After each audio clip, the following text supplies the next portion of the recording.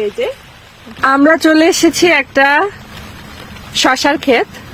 এটা হলো পিরোজপুরের স্বরূপকাঠির বৈঠাকাঠায় অবস্থিত। তো এই যে আপনারা দেখতে পাচ্ছেন কত শশা। এই যে আমার হাজবেন্ড একটা শশা ছিটছে।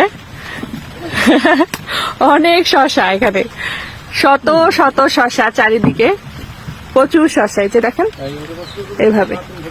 তো আর আমরা কিন্তু এখানে নৌকাতে করে যাচ্ছি। এই যে আমাদের নৌকা, আমাদের সাথে আছে ওরা ওরা হচ্ছে যে নৌকা বাচ্ছে হচ্ছে আমার খালাতো ভাই। এটা ওদেরই ক্ষেত, অনেক সুন্দর। এই যে শশা,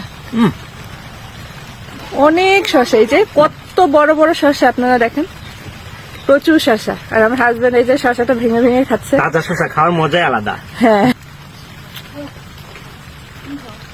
আচ্ছা, মজা যদি দেখাই, এই যে জিনিসটা দেখা যাচ্ছে যে এটা টান দিলে এভাবে শব্দ হয় এবং এটা দিয়ে পাখি তাড়ানো হয়। তো খুবই ভালো লাগছে। এখন কিন্তু হালকা হালকা বৃষ্টি পড়ছে। আর এই যে চারিদিকে শশা আমরা নৌকাতে করে এসেছি।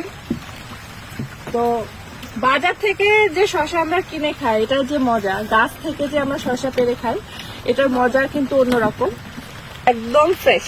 তো খুবই ভালো লাগছে। আপনারা কে কে এভাবে গাছ থেকে শশা পেরে খেয়েছেন কমেন্টস করে অবশ্যই জানাবেন।